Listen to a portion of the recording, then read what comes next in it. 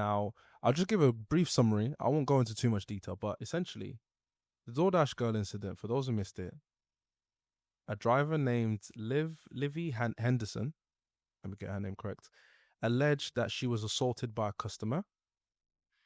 How was she assaulted by this customer? Well, in her video she posted on to TikTok, she'd opened the door and the customer was out in the front on his couch with no trousers, essentially. And yeah, she posted it online. The video went viral. She had to take it down. TikTok removed it. DoorDash also removed her. She was fired. And then she was actually arrested for trespassing and also unlawful surveillance as well. It's a whole mess. But that's not the point I want to focus on. I want to focus on really the things surrounding it. Now, Josh actually was the one that brought this story to me. And he was like, watch this in its entirety and just tell me what you think. And there's other sides to the story, but the one we really want to focus on, Josh, I think you can probably explain it a bit more. It was the AI use that I saw. That was the thing that confused me. But I think I'll go into like how I found it in the end, or how I found this whole situation was. Obviously, it started off with like seeing TikToks or reels about the whole situation, just like jokes people made about it. Yeah. And obviously, usually with these, you go to the comment section, you'll always have the paragraph guy, right? The paragraph guy who explains everything, everything you need to know. He'll tell you where to find it, all that kind of stuff. But for some reason, this situation, I could not find a single paragraph guy anywhere. Wow. Absolutely, it was so confusing. So I was the one who was doing research trying to find the whole thing. But the one thing that I found weird was that every time I was looking at the comments, I was always finding this same exact comment. Like it would say the exact same thing, exact same words, but it would be like 10, 15 different accounts that are saying this. So I was like, okay, it was like it was just a statement of what or like the three facts of what happened. Okay. So it was like, one, Livy did this, Livy said this, this happened, right? Okay. So it was just those three facts, copied and pasted. It was on TikTok, it was on Instagram, I saw it on Reddit a few times, so on Twitter. Okay. I've seen it everywhere. So I was like, okay, is this, so it's just a copy pasta that people are using. So I was like, okay, I can't really trust just this. So I was trying to do a bit more digging. And then that's when I found the videos. So I found two videos, two different people, but they were saying the exact same thing. So I was a bit confused because, like, obviously the cadence and how they were saying it were different. But someone ended up putting both the videos on, or overlaying both the videos next to each other.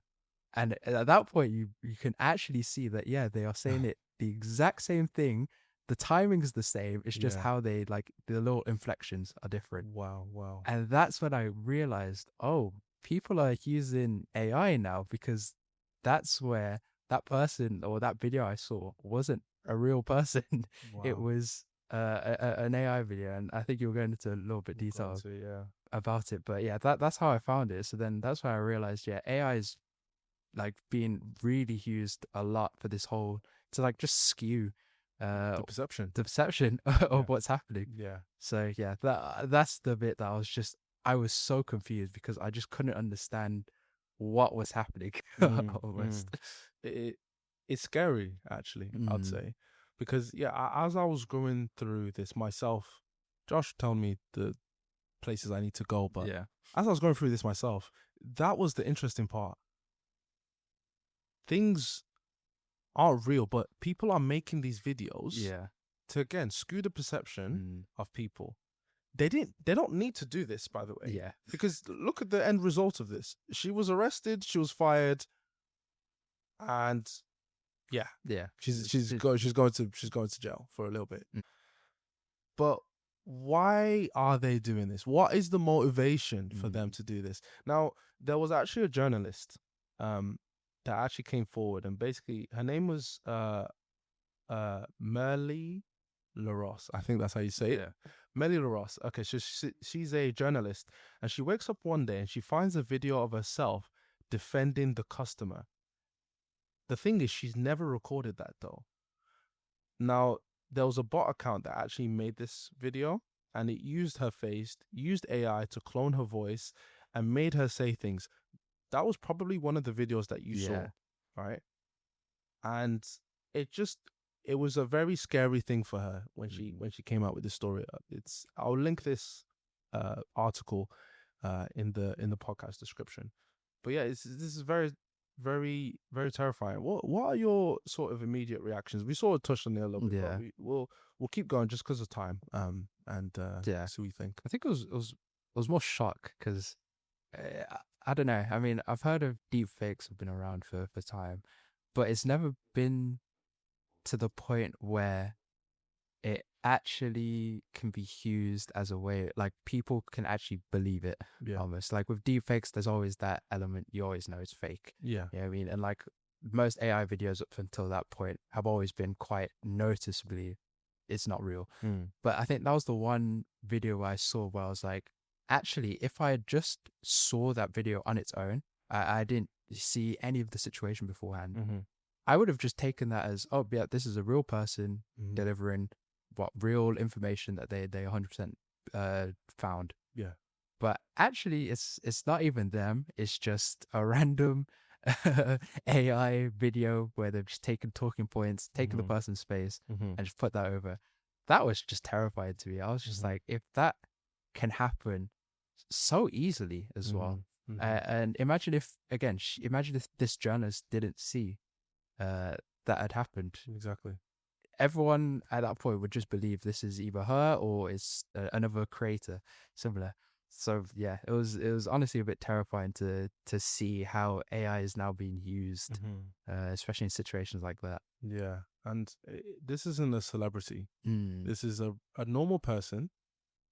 Yes, a person of authority. Yeah, a journalist, and maybe that's why she was targeted. Yeah, she is someone that people look to for information. A journalist. Yeah, she has some credibility. She has some credibility, so it makes sense why she would be a target. However, it sort of stands to question: is our faces, voice that we put online, this podcast, can someone take this podcast right now, the audio, splice it up and make me say something else or whatever?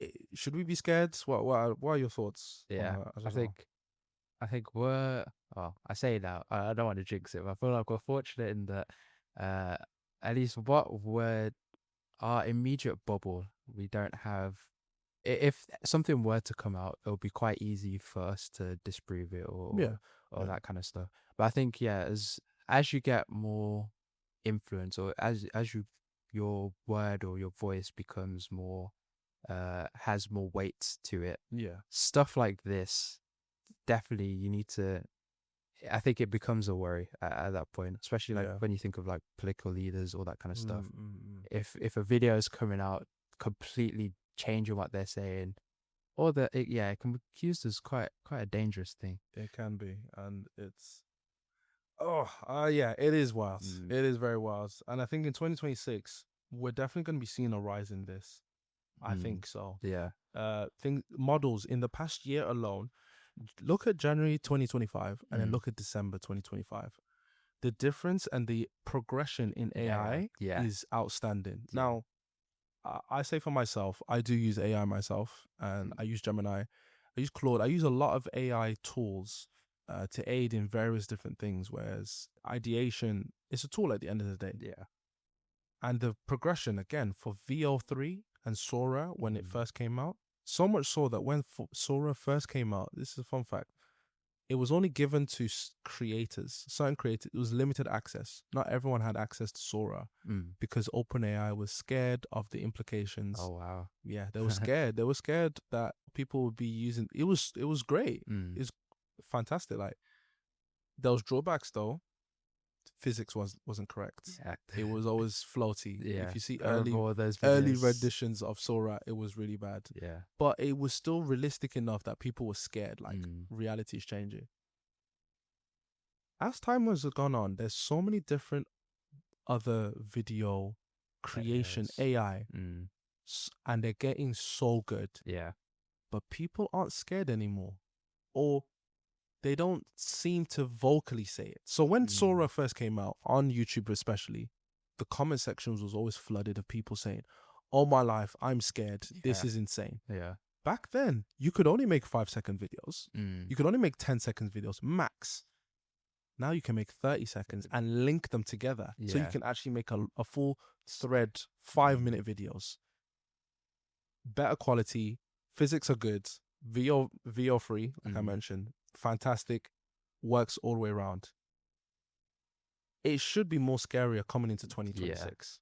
Definitely. But there's always light at the end of the tunnel, and we'll touch on that a bit later, I feel like.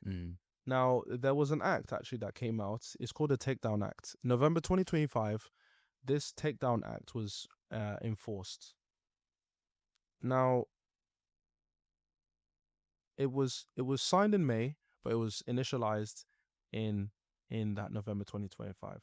Now, this Takedown Act, for those who don't know, it criminalizes non-consensual deepfakes on platforms all over the internet, Instagram, Facebook, and of the sorts. So it criminalizes these things. However, for TikTok, they're actually struggling to filter them out, actually. And TikTok's guidelines don't actually physically state that they need to take down these videos with deep fakes on them. So when you're watching these things, do you feel like this law is enough? Do you feel like it's enough to stop the deep fakes, to stop the AI, to be able to, if someone was to make a video of you now, post it on the internet, would this act be enough for you to say, I need this taken down? What do you think? Just initially, just on initial reaction. What are your thoughts? I think it's a great first step, at least. I think it's definitely a step in the right direction. Because a video comes out, at least if without it, imagine like what can you do at that point? Imagine you're just a regular, you have no influence, you're not like a famous person, and something like this comes out. You don't really have many tools to try and shut it down. So to have at least this act come out, you have at least some sort of access to a tool that can help you get rid of these fake videos. So I think it's an important thing. It needs to be, it needs to happen. It needs to stay. Whether it's enough to completely stop it, probably not. If people want to do something, they will do it. So I think it's always like it's just a deterrence at the end of the day to stop people. But it can't ultimately stop them if they really wanted to. If they really wanted to. And I think it's a good thing you mentioned, like you can't really stop them. It's actually noticeable in a trend actually that I've been seeing on social media with it's quite strange actually. A lot of Sora 2 videos are creating fake videos of black women yelling about food stamps just to stir up racist hate online. Yeah, I know. Just even saying that out loud, it's actually wild to me why this is happening. Because anyone could pick up Sora 2 and make these videos, and some of these black women or some of these people in the videos, they again are made up people. But it's so realistic that you think they're real. Now, they call them AI slop. It's an internet term. AI slop is all over the internet. But do you think that platforms are doing enough to counter this rise? I think the question is, how can they? That's the thing. It's a difficult thing. You can't stop it. The most you can do is try. I know I can't remember what it was. There was one where when you post something, you have to specify that it's AI, or you have to specify what type of video it is. So if it's AI, you say this is an AI video. I think that's probably the only thing they really can do, except for like the standard moderation they sometimes have. Sometimes, yeah. So what are you getting, a human to moderate it, or are you getting a bot? that's the thing. Yeah. Can Most AI detect AI? yeah, that's the thing. So I mean, I guess you could, but to be fair, who really wants to sit down and go through 1,000 videos every day to Yeah, vet if it's vets. AI or It'd not? be ridiculous, honestly. Okay, well, it's time for our first trivia question, Joshua. Yeah. We are going to move into our first trivia question. So we talked about James Cameron's Avatar 3, talked about the frame rates. Yeah. Sticking on that frame rate, I have a question for you. This is a very interesting one, so just keep a note of it. So, how we're gonna do trivia is that I'm gonna ask Josh the question, and he's gonna give me an answer, but we won't reveal the answer until the very end. So, stick around to the very end of the podcast to find out the answer to these questions. When we go through them, okay? And we'll sort of keep it fun. You know, we'll keep a tally. Josh will also do next episodes. Yeah. And we'll do like that essentially. Okay. So, question 1 for the first trivia question. Okay. Which 2019 film was shot entirely in 4K at 120 frames per second, only for theaters to refuse to play it because they didn't have the projectors? 2019 film. 2019 film shot entirely in 4K at 120 frames per second. Now, these are the options. Okay. A, B, C. A, Alita Battle Angel. B, Gemini Man. C, Ready Player One. Oh, okay. I feel like it has to be between A and B. Oh, A and C, sorry. Okay. Yeah. Why did you say that? Because I remember when Elisa came out, everyone was raving about just how smooth it was, how they did everything. But it could also be Ready Player One because but I don't know. I feel like that one was too hectic. Like there was too much in it. So now I'll go for A. I think You I'll, go for I'll go A? for A. Yeah. Okay, go for A. Okay. All right. Let's move back into the episode. So yeah, we've gone a bit heavy. So we'll take a little breath. Going to do a quick ad break. Today's podcast is sponsored by Titan Meridian. If you're looking to visit Japan, Titan Meridian has a 9 days Japan escape package starting out $10.99 per person. That's $1,099 per person. This includes return flights from the UK or Ireland, 8 nights in a charm category hotel, and a bullet train or Shinkansen tickets between Tokyo, Kyoto, and Osaka. For a limited time, a booking made just before the end of Jan, you get a £50 voucher and a free excursion of your choice. There are currently only 4 spots left, and to make the cost more manageable, they're offering a plan that actually lets you split up payments into as little as £99 a month. This deal works well for solo travelers because it combines the self-guided freedom of a 24-hour support and emergency line. You can also extend your stay and add a concierge for service. Now, Titan Meridian handles extra activities through their Klook partnership to secure the best rates for you. So you can view the full itinerary at titanmeridian.co.uk/proposal/Japan-escape. The link to this will be in the description of this podcast episode. Enjoy the rest of the podcast. Take a little breath, but let's sort of pivot into some other areas that AI is being used. And I want to just briefly touch on Grok on Twitter. For the listeners, Grok is an AI made by X. It's called XAI that Elon Musk is spearheading Twitter using, right? So Grok is available to every Twitter user by simply just @ing Grok, and you can ask any queries, questions. Grok has its benefits. Let me not lie with you. Yeah. It's a good AI because you can always say, Grok, is this true? Is what this person is saying true? Fact check. Yeah. A good fact checker is great for that. As of late, though, Grok is being used to share wrong information, Mm. number one, and to promote certain agendas Mm. to users. A famous one is the Mecha Hitler. Mm. I won't go into that, but you can Google that incident essentially, where Grok was essentially promoting Mecha Hitler to people. It was saying some really strange things. These AI models, they're trained, but they're also honed in as well. There's certain parameters that they're given, and Grok actually has the least amount of parameters. Why? Elon Musk wants freedom of speech, and in his quest to do that, he's made Grok able to do a lot of things, and his parameters are a lot bigger than all these other AI, Gemini, OpenAI, and things like that. And another thing that has happened because of this is a lot of people have been atting Grok to modify images.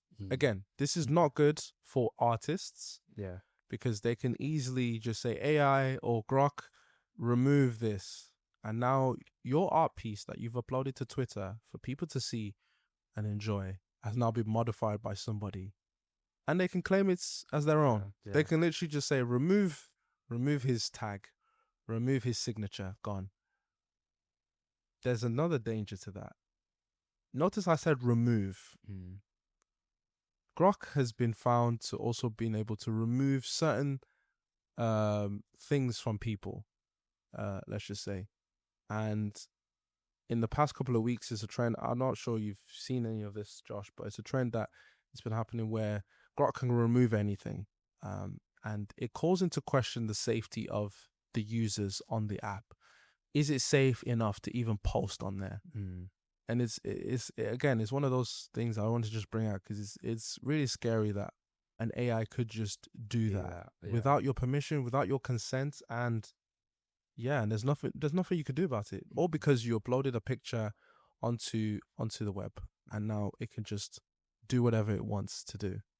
I just wanted to get your thoughts on that just quickly before we move on.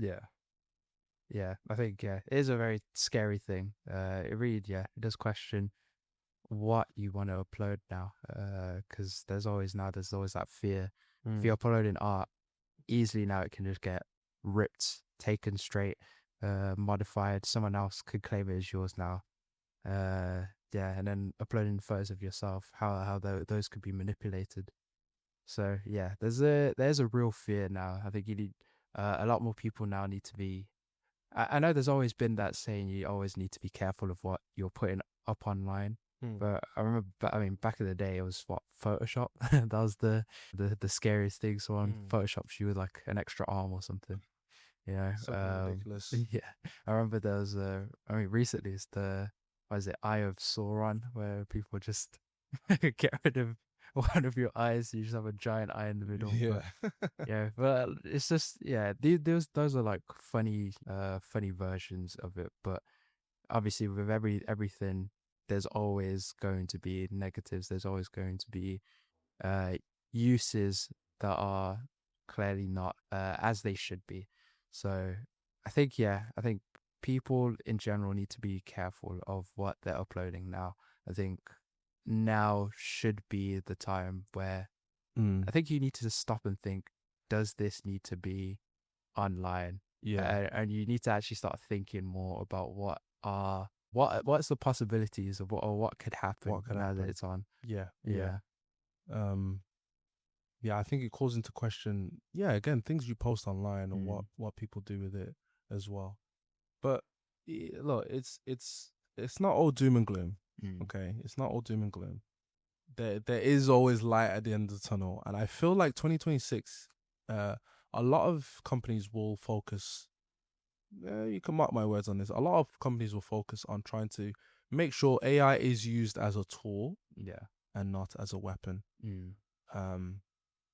One of the places where I feel like AI is being used as a tool, I don't know what are your thoughts about this, but is using AI, an anime.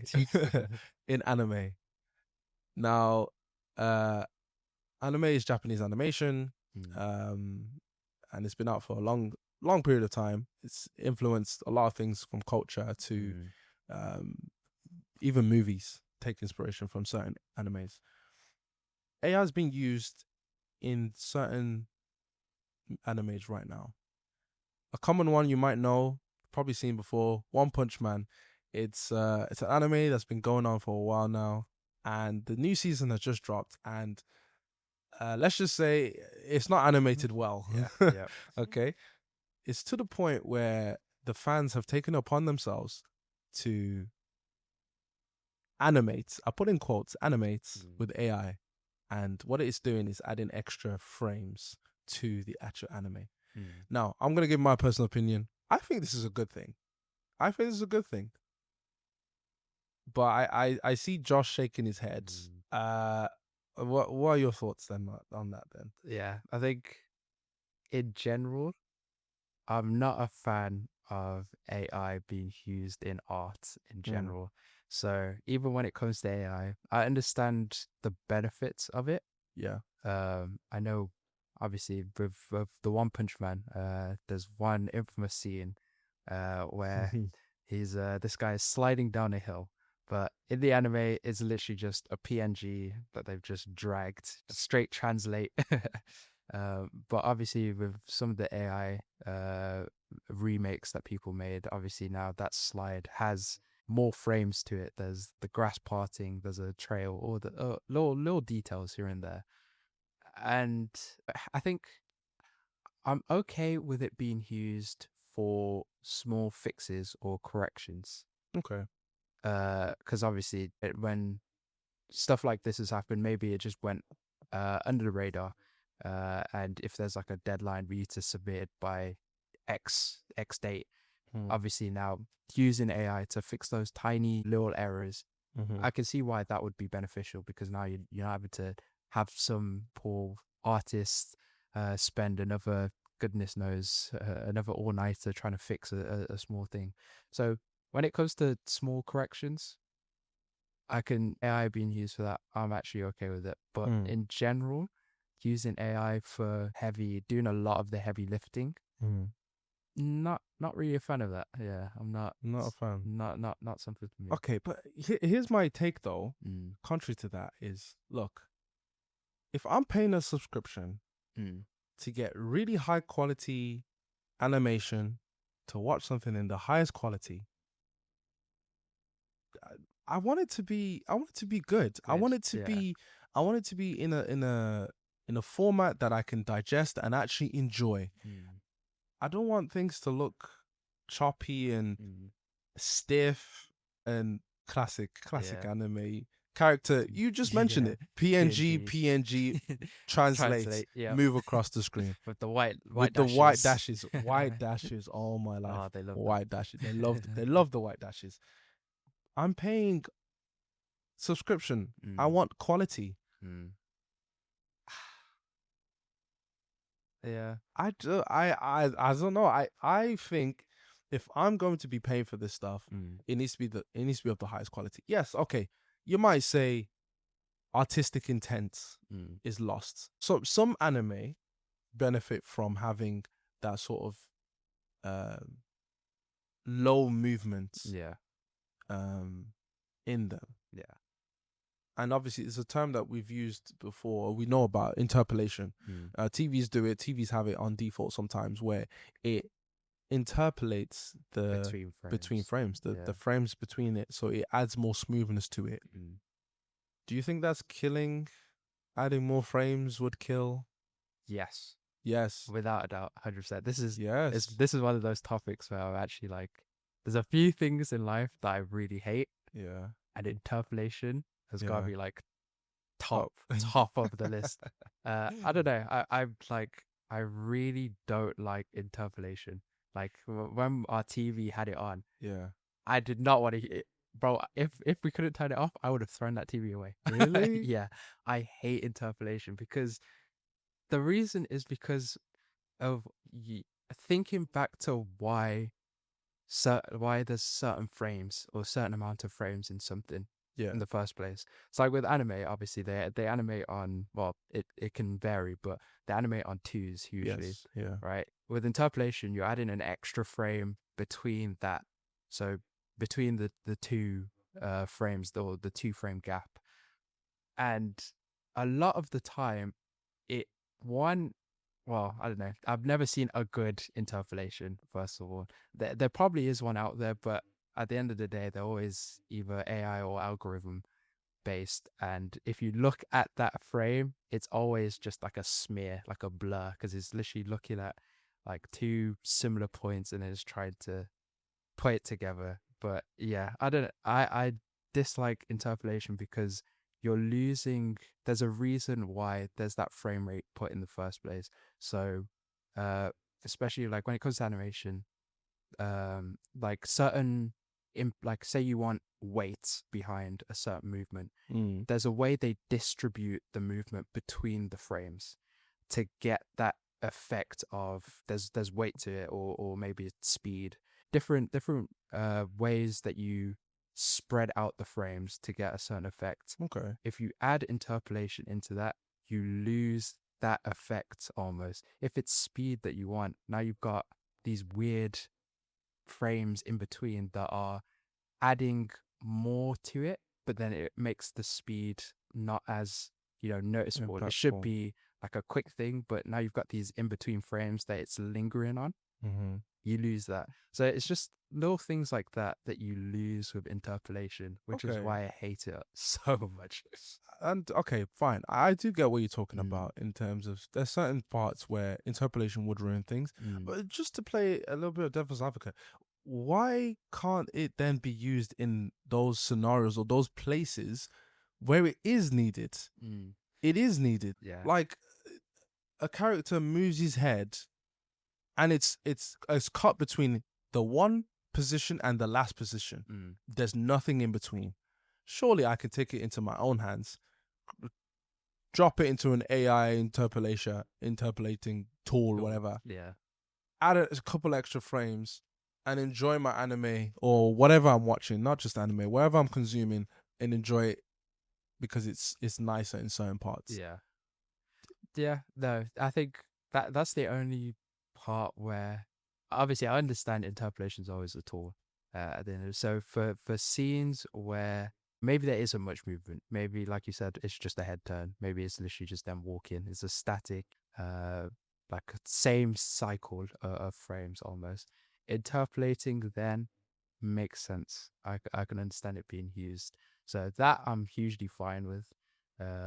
But as well as that, it's just it feels unnecessary to use it outside of those, because again, with frames, like low frame rates, your brain is supposed to be the one that's interpolating. So between 2 frames, you imagine that in between frame. Mm-hmm. You don't need an algorithm or an AI to put that frame in for you. Okay. Your brain naturally sees these middle frames. It's you're basically animating in your head. So if you're seeing a walking cycle, for example, you can actually get away with removing a lot of that walking cycle because your brain just imagines the rest of it. So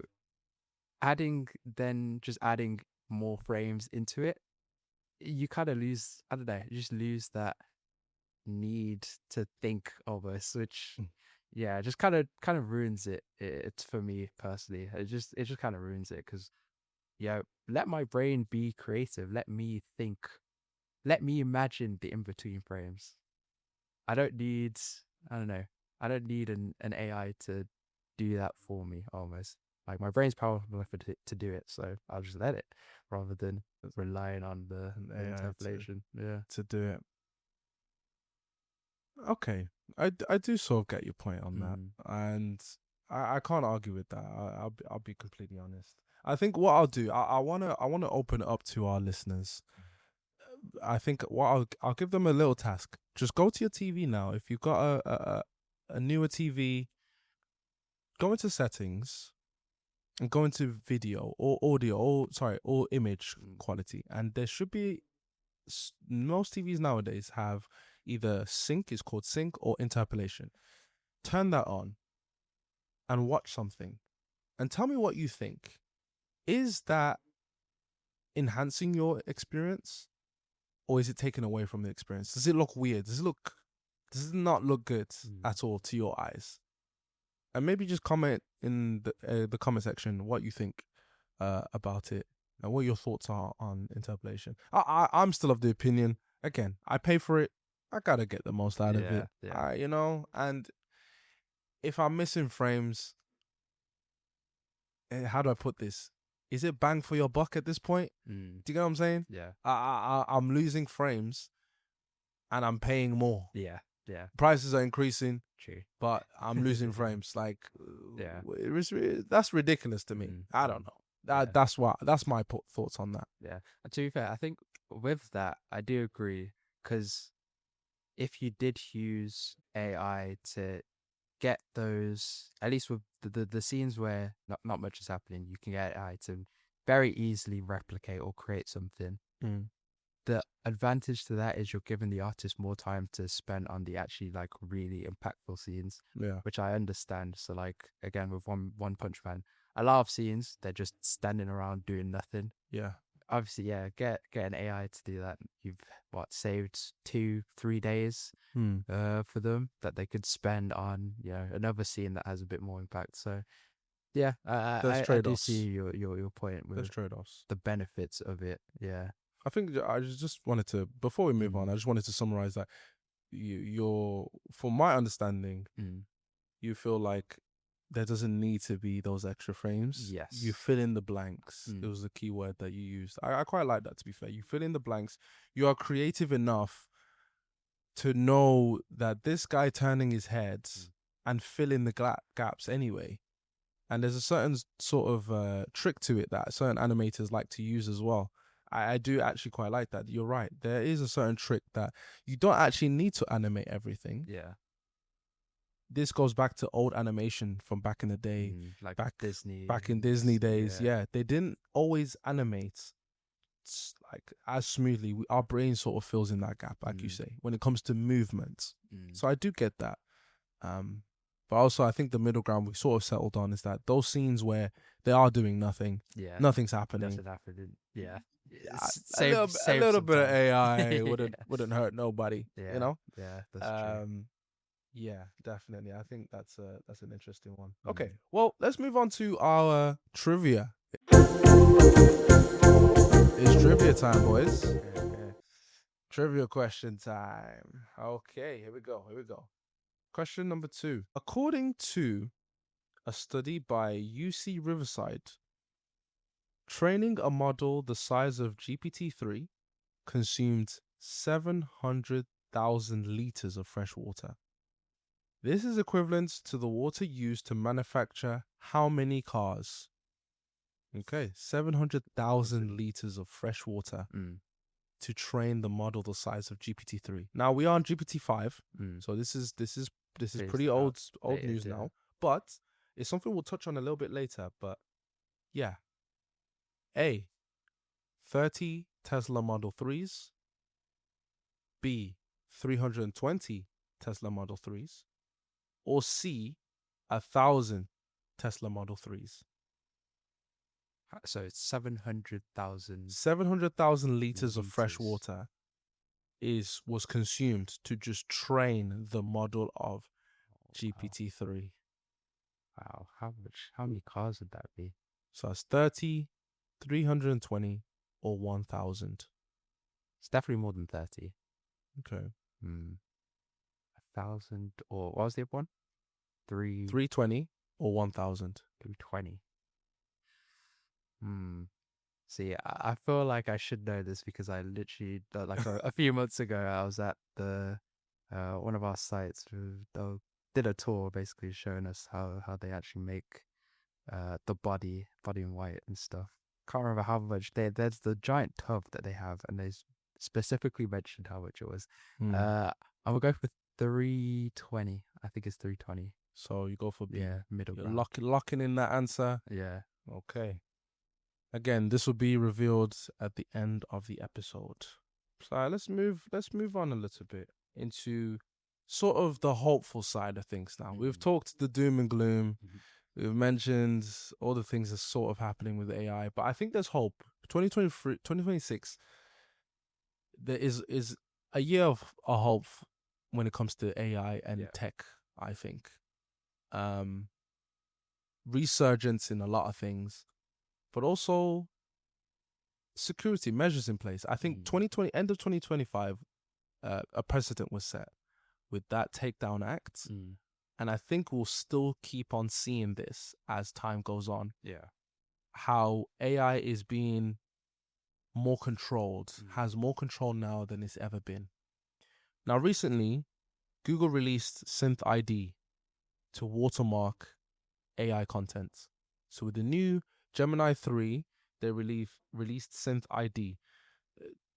Now, this Synth ID, essentially what it is, I'll just give a little bit of a rundown. What it does, it embeds invisible watermarks into the AI text, audio, and video so that later on you can actually verify if something is real. So it embeds it secretly, but you don't actually see it. And when you take it into any program that can detect this Synth ID, it will say, yes, this video is fake, this video is real, this pictures, yes, that is its purpose. Do you still think hackers can maybe break it? I think well, from what you've described, it seems like it's quite implemented well. It looks like it will take some time for them. But again, with all stuff like this, hackers will eventually, but hackers do stuff for free. So if there's an incentive now, of course they would. Fantastic. But I think, how you described how it works, though, it does seem like it would, at least it has a good precedent to take some time for them to be able to crack it, I think. And I think that's that point, that word you just mentioned, it sets a precedent. Google's making strides. Yeah. It's only fair that other AI follow suit to also make sure that their AI is being used as a tool. And I think just to focus on the tool part of things, in your space in engineering, we say AI is a tool. Can you give me some examples where you think AI could be used as a tool in your field, or just in general, just to make human work better rather than actually replacing them? Yeah, I think the biggest one is documentation. So documenting info, evidence, all that kind of stuff. I think having AI just helps speed up that process, because it can be long. It can be very tedious. Or even something as simple like searching for stuff as well. Having an AI be able to search a database for a specific thing that you need just saves so much time, because especially with it is when you're working like on projects and stuff, time becomes a very important thing. So the less time you're spending on the less crucial or less like impactful stuff, so like creating presentations, deck slides, all that kind of stuff, the less time you have to spend on that, you get more time to spend on actually implementing these new ideas, designs, these new features, all that kind of stuff. So I think especially engineering, but even outside of engineering field, I think AI definitely has a place when it comes to documentation, the whole reporting process. I think AI has a very solid place there. And also a bit of coding as well. Like the way it handles code is quite very useful. I know I've spoken to a few coders, and like they pretty much, as soon as it got well or good enough to be relied upon, I know it's helped a lot of people. It just helps speed up the whole process. Whole process. It does speed it up. I think it's a good point you mentioned about the coding. A lot of these tools they pride themselves on coding. Yeah. Anytime a new version of themselves comes out, they check. Yeah. There's a table. There's a hierarchy, benchmarks. Yeah. Who can code the best? That type of thing. So it does make certain things better. Obviously, the rhetoric now is still that coding is still junior level. Yeah. It's still junior level, but you don't need junior coders no more. Yeah, true. Now, right? Yeah. If you want a concept made, you can think of a concept. You know that vision, that app you've always wanted to be made. You can now do that with AI. You can now just make a sample version or a prototype or MVP and just push that out. See what people think. If people buy it, hey, you've got yourself a startup. So that we're seeing the rise of startups now Yeah. with these tools. And I really want to, throughout this year, I really want to make sure that I keep AI as a tool. And I really want to emphasize that AI is a tool. Yeah. We go back years ago when we started introducing digital cameras. Years and years ago, people looked at these digital cameras and scoffed Yeah. and were like, "What? Why'd you use this? Why would you? Why don't you just draw?" Drawing artists, they were always there. How did the camera get rid of artists? Nah. No, it didn't. It didn't get rid of artists because it's another medium, it's another tool, another thing, an aid to actually get a capture what you need to capture. That's why cameras exist now, and that's why the artists still exist and they're still being used. I sort of see a trend now where human-made products are valued more than actually AI made. When it comes to image generation specifically, I'm actually seeing that trend go on now where people are able to spot those fakes a little bit more. People are viewing human made as more luxury. People are actually trying to improve their art more now than before. And usually that would be the opposite way around. People fear that it's the opposite around, that, oh, now that AI is getting good, there's not going to be any artists anymore. But actually, no, I see a trend now that there's more artists now. There's a growing number of artists that want to actually make something tangible now. Because AI can just make it in 2 seconds. What do you think of that? Do you see that happening in 2026? Yeah. I mean, I think I saw I think it was on Instagram, there was this one account that was basically they're doing drawing every day until I'm better than AI. There's other stuff as well similar people have done. But essentially, a lot of people I'm seeing are starting to learn how to draw. I think you mentioned that luxury now. I think it's kind of good because in a way it feels like people are starting to appreciate artists a lot more, especially now, because I know like before, maybe like you'd go on, I don't know, Fiverr or something and you would have an artist make something. I remember at the time you feel very critical. You're always like, oh, okay, this could be better, blah blah blah blah. But now that AI's come along and you're seeing these artists put effort into making something, it just makes you appreciate that effort more. Like, yes, you could get maybe something similar-ish with AI, but having a real person behind it to create it, it just adds that little bit of a premium almost to it. It does, which is, I think, is good. It is good. The artists need to be rewarded. At the end of the day, so you're right. I think seeing that shift is actually quite a positive. It is a positive. It is a positive. And yes, okay. Let's address the elephant in the room. Address me. Yes, we do use AI for the images and thumbnails.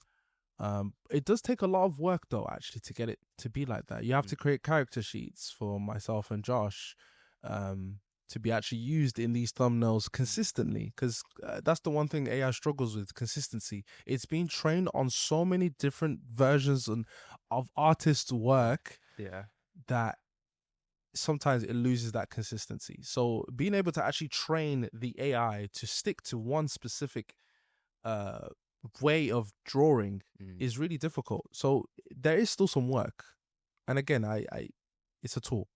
So as time goes on, we'll actually get someone to do it. Support the artist. I'm all for supporting the artist. I think this was just a means to get the podcast going. People have a visual.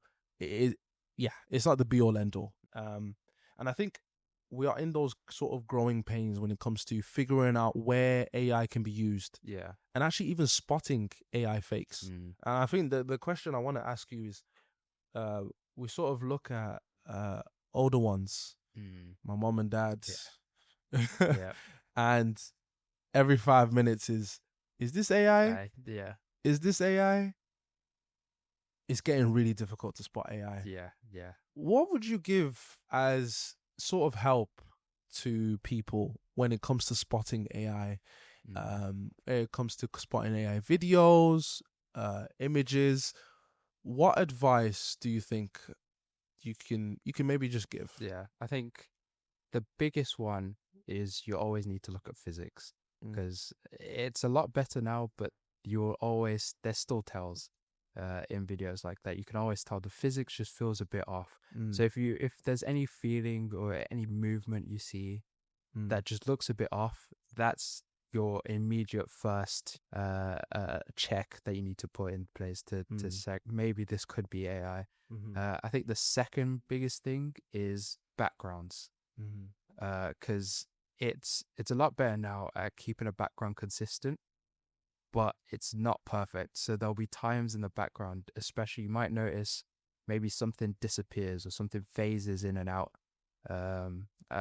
So I think those are like the biggest two tells. Mhm. If the physics is off, and if you're seeing stuff in the background, either phase or they feel very what's the word, like wavy almost. They don't Mhm. feel solid. They don't feel stuck in that position. Yes, yeah. So Yeah. I think those are the biggest two towers. The other Mhm. small towers are just like face Yeah. features, all that kind of stuff. Is there an extra finger? Yeah. Yeah. Classic. Yeah, all that kind of stuff. So there's little bits afterwards, but I think the main two are, yeah, the background and the physics. Yeah. And I think I'd like to add on onto that as well as to what you could also see when it comes to audio.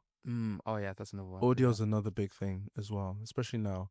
So this is mainly for the people who want to easily spot AI videos. Mm. Audio, you'll notice with AI is very tinny, Yeah. it doesn't sound grounded, Mm. and sound is really difficult for AI to replicate at this moment in time. Mm. It will get better, don't get me wrong. And what we say now might be outdated, and Yeah. there's other tells that you might be able to use. Um, But as it stands right now, these are the three things I can say that are the biggest tell when it comes to AI videos and AI images as Mm. well. Also, again, we mentioned Synth ID. We might be seeing a rise of that in video formats too, where Yeah. this invisible sort of thing is available in the actual video, and all a user needs to do is put it into a system and say, "Is this AI?" That then also means that it can be implemented into social media. That's what I was. We Yeah, I was mentioned that at just the about to start. say. Yeah. Now, and I asked this as a question for you, and you say you're not sure, but Mm. could you say that this could be it? Yeah. What AI companies need to start doing now? Yeah.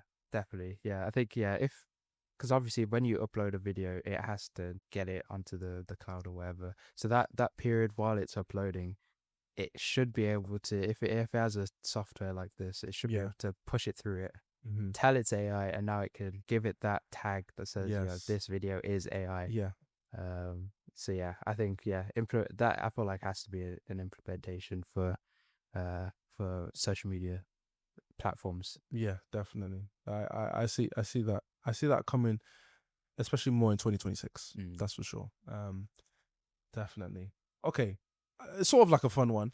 If Mm. you could ban one specific use case of AI right this second, what would it be and why? Well, I think ads will obviously be interpolation, but I'll pick another one. Okay. If I had to ban one, I think, unfortunately, I feel like it would have to be the AI art. AI art. I think I'd have Oh, to do okay. that one, because Interesting. at least for the other one, AI used for coding, documentation, PowerPoints, all that kind of stuff, I feel like it feels more useful. Yeah, Like it has its use. it has, yeah, you actively benefit from it. Yeah. Whereas with AI art, it doesn't really benefit you at all. It just it feels more like a temporary placeholder Okay. kind of thing, or like yeah, so yeah, something used as a placeholder.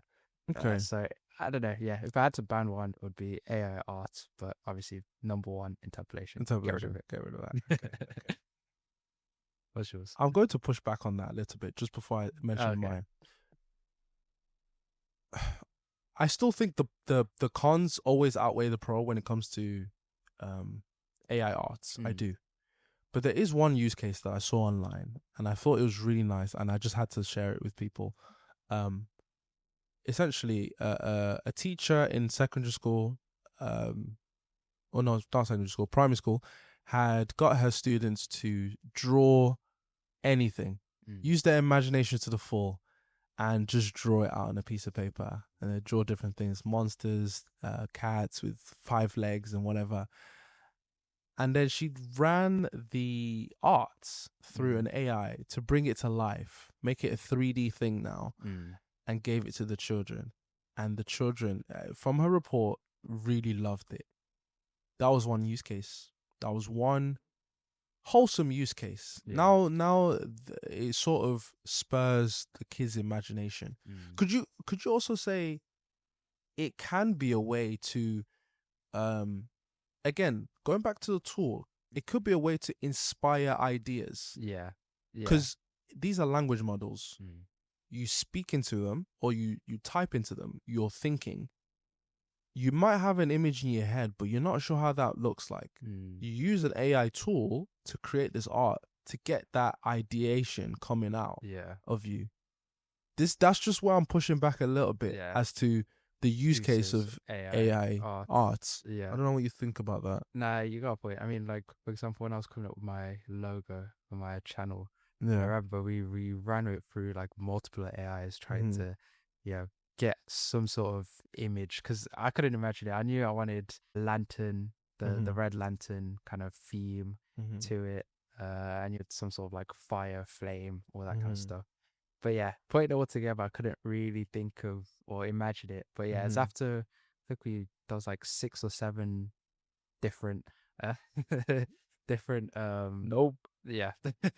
different versions that we looked at. And I think it did help me because like, I think there was like tiny bits from each of them that I could use in my final logo. So yeah, I get what you mean. That's why I said it feels like a placeholder thing. Placeholder, yeah. Oh, it does. No, definitely. Like something, because I know, I think, I've seen those videos where people use AI to like generate like maybe a model, and then they'll go over it with, they would actually draw over it and just create something from that. So yeah, I guess, at the end of the day, if it's used as a tool, it can be very effective, or very effective. Like, I remember you were talking about character board like studies, where you're doing it like in different positions, different activities, all that kind of stuff. So yeah, being able to like just generate that kind of board, like a template almost, and then use that to draw over. Yeah, it has its place. It definitely does. Yeah. No, I do see the pros and cons definitely, but I'm also a bit hopeful. I think of AI. Okay, for me, what I would get rid of AI right now. It's a tough one. It's a tough one because I really do like using AI as a tool. Yeah. I think video. I think similar to what you said about images. Yeah. I think that applies to video. Yeah. Because what is the use case for them? Yeah, true. Okay, cool. You can make adverts. You can make, your ideas come to life. I know it sort of counteracts my point earlier about using it as a sort of ideation tool. But what are you then going to use with this video? What are you going to then do with this video? AI images right now cost a fraction of a penny. They're dirt cheap, right? So much so that a £20 subscription every month can create thousands of images. Video is still very expensive and it consumes the most energy and power. We'll go into that a little bit more later. It's a funny one. But it consumes a lot. Yeah. So when you're actually creating these videos, your intent is to publish them, to put them out there, to sort of recoup that money in a way. Yeah. It's then contributing to AI slop that we see everywhere. And to me, I don't like looking at them. Now, Yeah, same. I'm now going to counteract my points Mm. again. Yes, I am all over the place, but I've been seeing a trend on TikTok, and these videos that I've been seeing are of people using AI to educationally teach people how to store food. Mm. That was one I saw. I saw more. I've seen more. Yeah. Sorry. And they go through every food. They go to not even food. They go to containers sometimes. Like, oh, don't put me under hot water when I've just been on the stove because this removes the Teflon coating on me. This is a pan talking, right? And some people can see that as a tool, and some people can see that as a benefit. Oh, yeah, it's educational.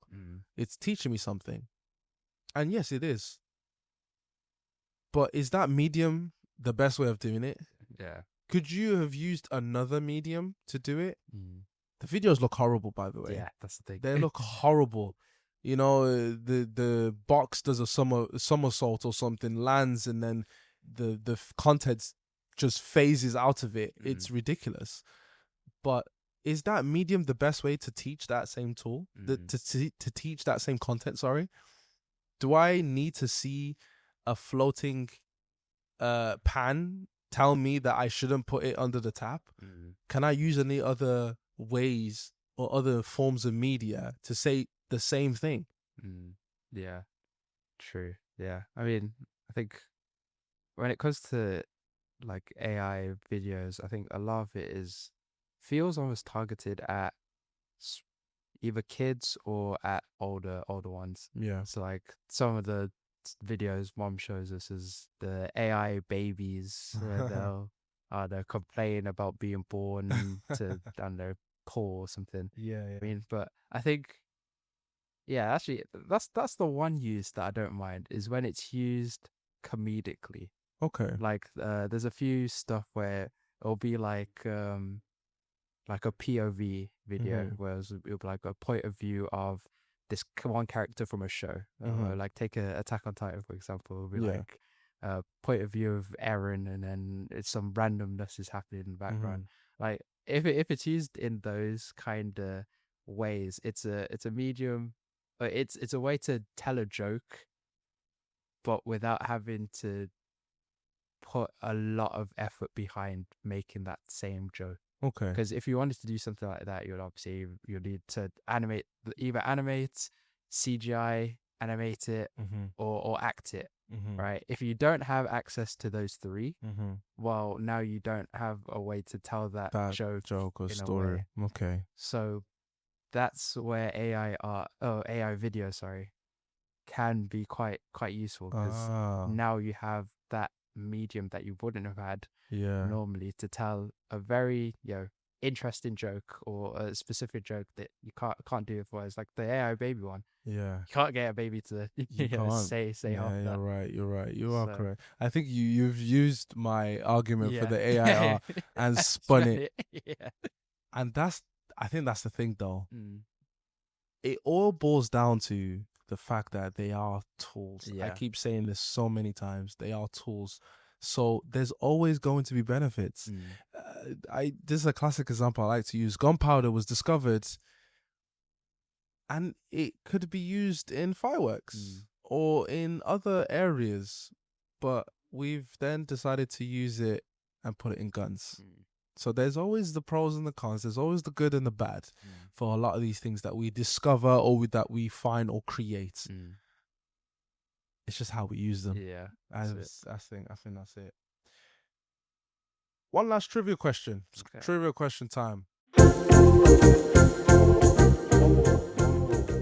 Okay? One more trivia question. Now, this is on the same topic that we're talking about. Yeah. Identifying AI and how it's looking like in the future for companies, software, identifying these AI tools. Now, there's a tool called Nightshade. It was developed by University of Chicago.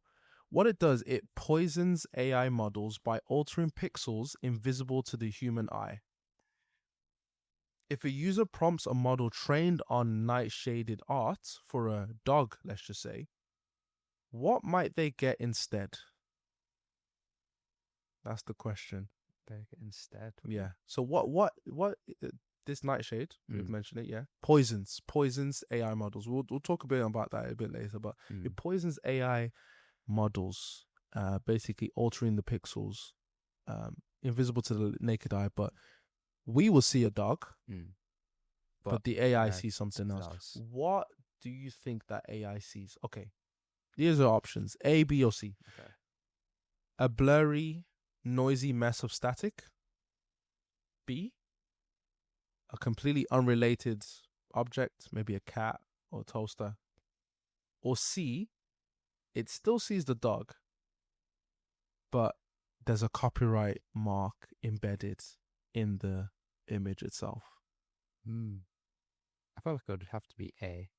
So A is a blurry, noisy mess of static. Yeah, because I think I remember seeing that there are ways, just like optical illusions, where you can do that, where you either see an image or you don't see an image. So I feel like that shouldn't be that hard to replicate, to make it so that AI only sees that. Yeah. So I'd say A. Okay, you go for A for that one. Okay.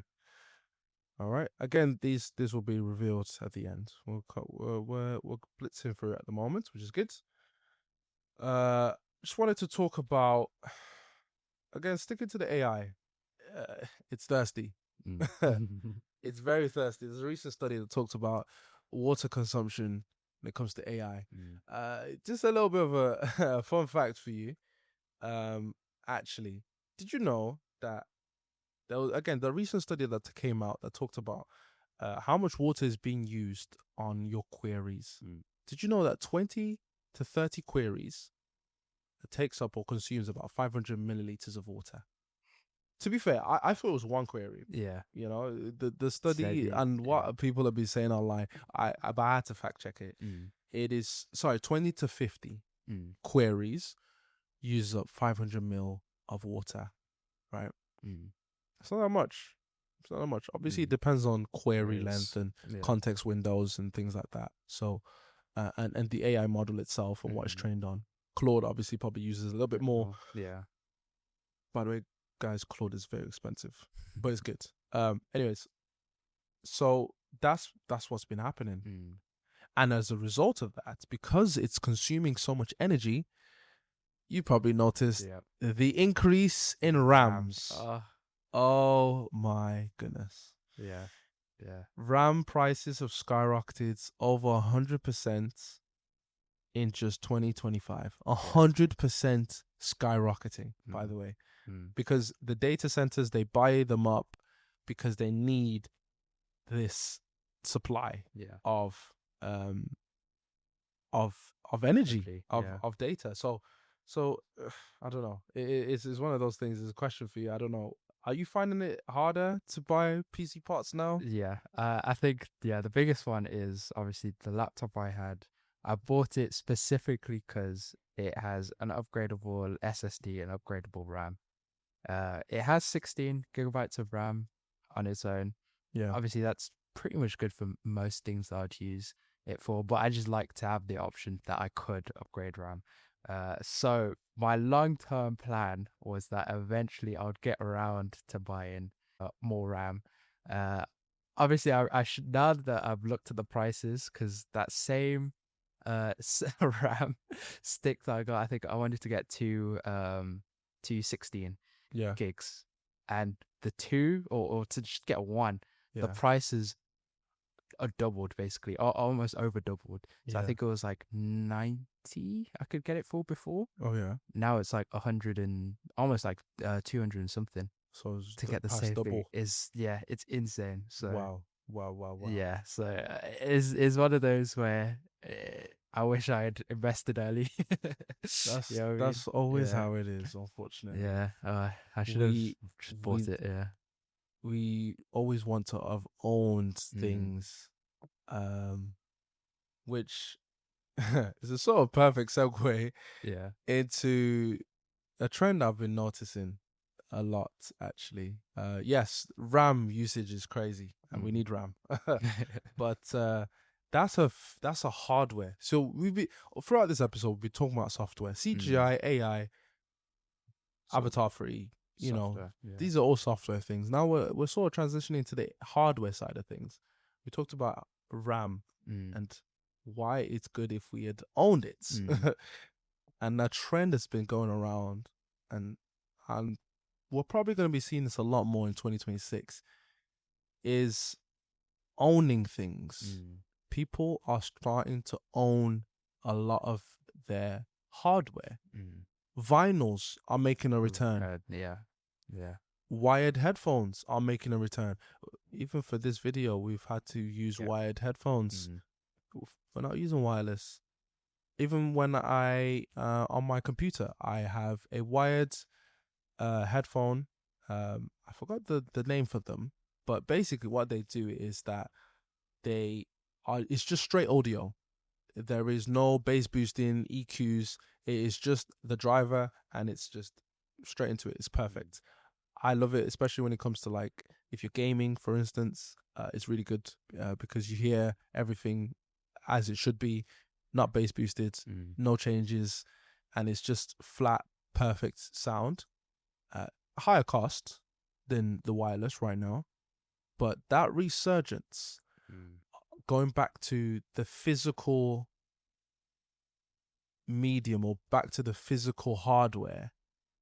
I don't know what you think about that. What are your thoughts on that? Yeah, I think it makes sense because it's always, you feel better knowing that you have a physical version of stuff. So like with vinyls, for example, knowing you have the physical, with vinyls, I feel like that's more like a collector's kind of thing. Like it feels a bit exclusive. But with other stuff, we don't have to even say vinyls. We can say DVD. Yeah, true. Yeah, DVDs and stuff like that. Yes.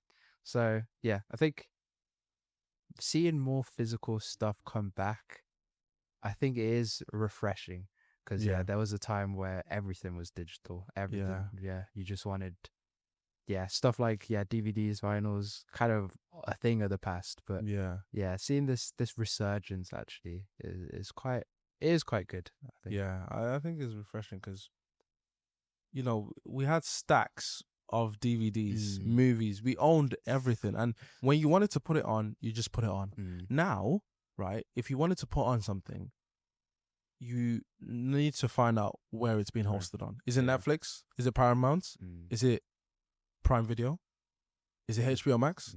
Is it Disney? Is it Disney? Is it? I've listed 5. Yeah. There's dozens out there. There's loads.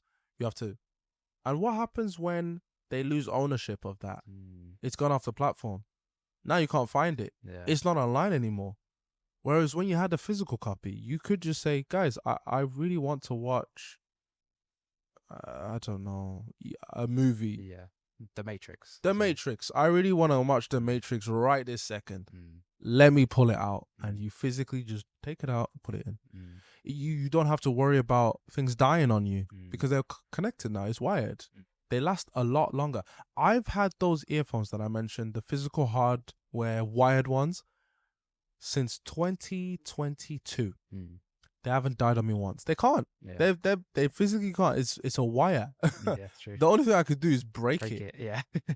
Whereas with wireless, eventually they lose. Sometimes they lose one ear loses its power or something, or it doesn't charge. Or it doesn't charge properly, breaks, and now I have to buy another pair. I have to buy another thing, and it's the same when it comes to when we own things. We're sort of seeing the death of ownership.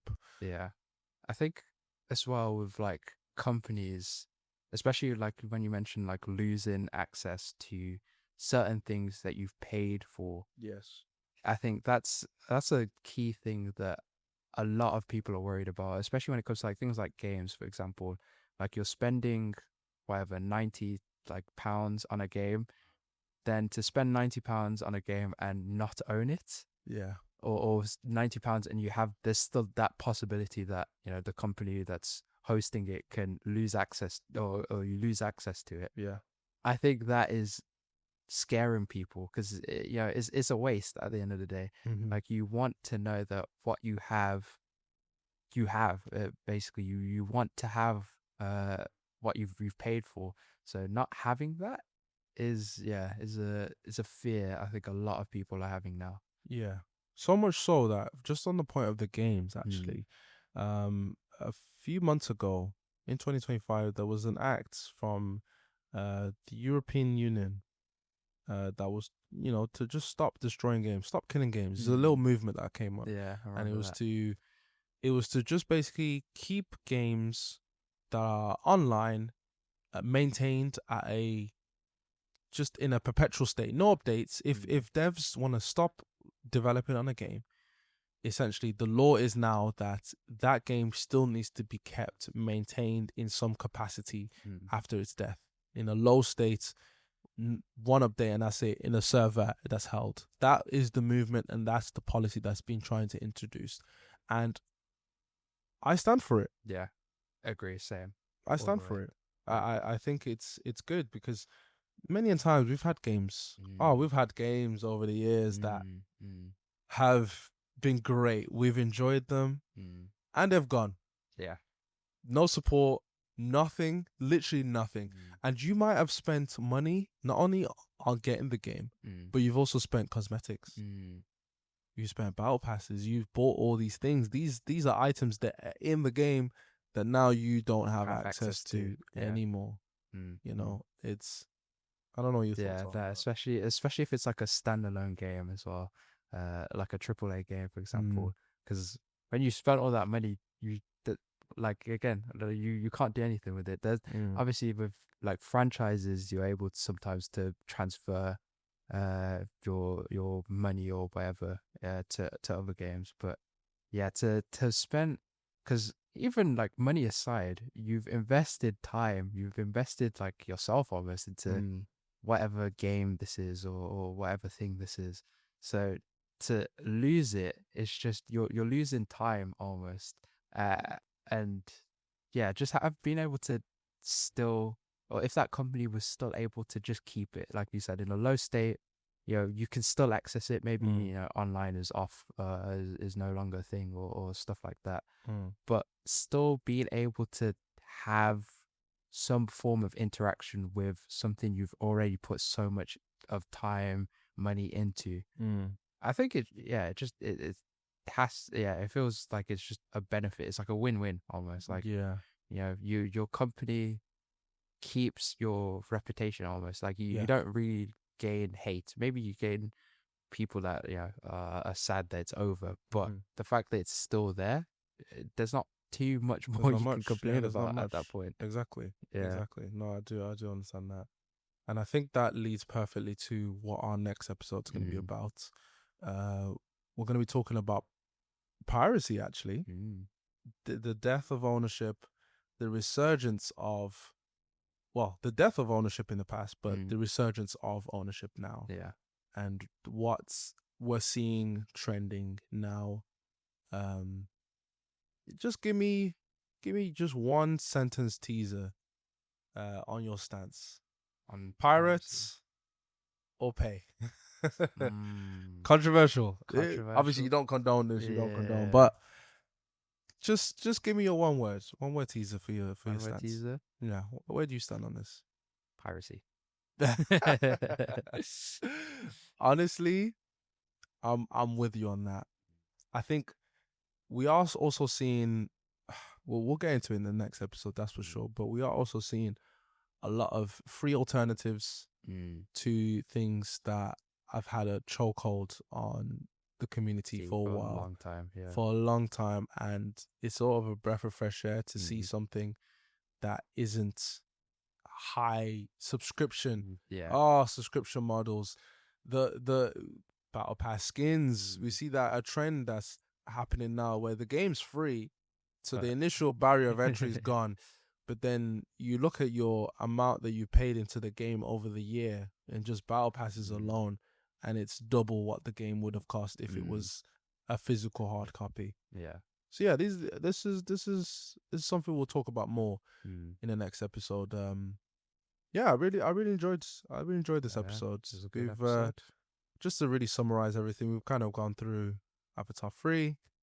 We've looked into AI use, the bad cases, looked at the good cases, hope for the future, 2026. What our thoughts are on that, and sort of the trend that's been going around when it comes to owning things as well. So yeah, stay tuned for that episode.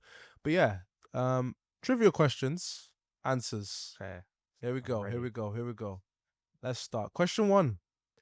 Which 2019 film was shot entirely in 4K at 120 frames per second, only for theaters to refuse to play it because they didn't have the projectors to play it? Okay. You originally said what? A, Alita Battle Angel. The correct answer is B. Gemini Man. Gemini Man. So, Ang Lee, which is the director of Gemini Man, shot Gemini Man at 150 frames per second in 3D.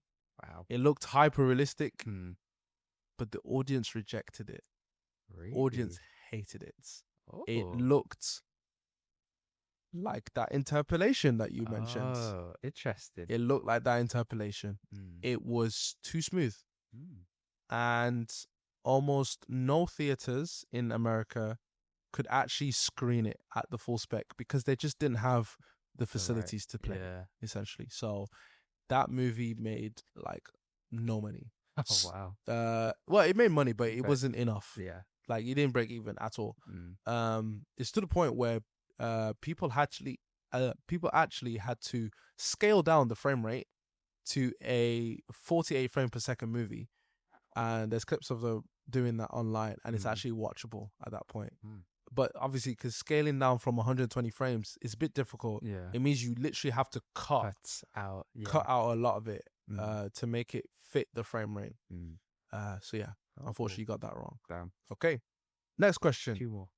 According to the study by UC Riverside, training a model of the size of GPT-3 consumed 700,000 liters of water. That is equivalent to the water used to manufacture how many cars? You said 320 Tesla Model 3s. You are correct. Yes. That is correct. 320 Model 3 Tesla Model 3s. The study equated the water footprint of that training for one model to be roughly 320 electric vehicles or 370 BMWs. So yes, that's how many cars that they used. Wow. And then the last question. The tool Nightshade was developed by the University of Chicago, which poisons AI models by altering pixels invisible to the human eye. If a user prompted a model trained on nightshaded art for a dog, what might they get instead? You said A, a blurry, noisy mess of static. The correct answer is actually B. Oh. So they actually get something that's completely unrelated, a cat, for example, or a toaster. Yeah. So this is actually a little bit more advanced than just blur. Yeah. Actually. And we sort of talked about how this is good. This is very good. And if this comes out, this would be very good. It poisons AI. And you could also, as an artist, put it on your own work. Yeah. So now your art can never be trained. You can have your art and keep your style completely, and AI can't be trained. Now, Nightshade, what it does, it alters the feature vectors so that the AI learns the wrong concepts. So as it stands right now, AI looks at an image and it sort of creates boxes of things that it sees, and then it tries to identify what that is based on a number of data that's been trained into it. Yeah. So this square here, I see there's something that looks like a dog. So identify this as a dog. Or I see this in this image, I see this line stroke, this means this. And it sort of puts these squares into numbers, and then it uses the code to generate something that's similar to that, essentially. Yeah. I've hyper simplified that, okay? Yeah. But now with the Nightshade, what it does with the AI, since it's poisoned it now, to the AI, it sees an image of a dog, but it's not able to register that it's an image of a dog. And now it will see it as a cat, for example. And yeah, I think that's basically it corrupts Yeah, that. corrupts It it. corrupts the model's brain. So actually, yeah, it would do more damage. That's why you It'll said do poison, because it does more poison. damage. It 'cause does more it's damage. Yeah, now associating the wrong thing exactly. with. Oh, okay. Yeah, because noisy mess. Okay, Yeah, but it's still got all the data before they can beforehand, still yeah. use. Yeah. But when you now tell it, actually, this is a cat, and Mm, it's like, whoa, hang on, mm, I've been trained on dogs. That is a cat? mm, Crazy. Nah, it poisons it. It yeah. breaks it. Double-edged sword. We mentioned the good stuff about Yeah. AI art, but again, this is a protection Yeah. for the artists, and I feel Mm, this is very needed. Um, especially as someone that maybe is trying to get into art again. yeah. I think it's very good to have that. So yeah, those are the 3 questions. Got one right, so Yep. that's one for Okay. you, Josh. So yeah, next episode, Josh will get some trivia Yep. questions for myself, and we'll go through that. But yeah, I enjoyed that episode. Any final words before we end today, Josh? Any final words? Interpolation sucks. But apart from that, it was a good episode. I think, yeah, AI needs to be used as a tool. I think that's the main takeaway. I think a lot of people need to take away Yeah, from it is AI is a tool. At the end of the day, it shouldn't replace the actual artists. It should just be used as a tool to generate whatever stuff that you need. But yeah, I think that, yeah, apart from that, I think AI, yeah, has its use, but yeah, it's just all about how you use it. okay. Yeah, I think I'm about the same on that. Mm. Yeah, so a solid way to end it. But yeah, join us in the next episode that will release 2 weeks from now. Yeah. Thank you guys for listening. Bye. Adios.